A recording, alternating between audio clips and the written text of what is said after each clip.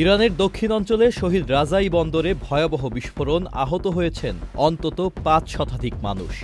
বিস্ফোরণের সময় ওমানের রাজধানী মাস্কটে যুক্তরাষ্ট্র ও ইরানের মধ্যকায় চলছিল তৃতীয় দফায় পরমাণু আলোচনা। ঠিক এমন সময়ই ঘটে এই ঘটনা।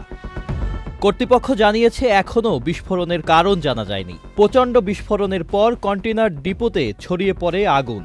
বন্দরটির কার্যক্রম আপাতত বন্ধ করে দেয়া হয়েছে।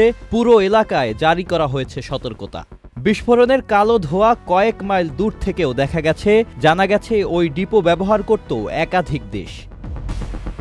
তবে শুধু ইরানেই নয়, গত কদিনে বিশ্বের বিভিন্ন অঞ্চলে ঘটছে আরও কয়েকটি ভয়াবহ হামলা ও বিস্ফোরণের ঘটনা।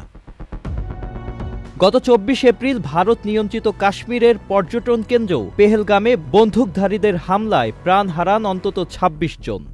ঠিক তার পরদিন ২৫ এপ্রিল রাশিয়ার রাজধানী মস্কোয় একটি গাড়িতে বিস্ফোরণে নিহত হন দেশটির ঊর্ধ্বতন সামরিক কর্মকর্তা ইয়ারোসালভ মোস্কালিক। বিশ্বের নানা প্রান্তে ঘন ঘন ঘটে যাওয়া এসব হামলা কি বিশ্ব রাজনীতিতে কোনো নতুন বার্তার ইঙ্গিত করছে, নাকি নিছক বিচ্ছিন্ন কিছু ঘটনা? Sajid Abdullah, channel I. Walton আবারও মিলিনিয়ার অফারে ওয়ালটন ফ্রিজ কিনে আপনিও হয়ে যেতে পারেন মিলিয়নিয়ার।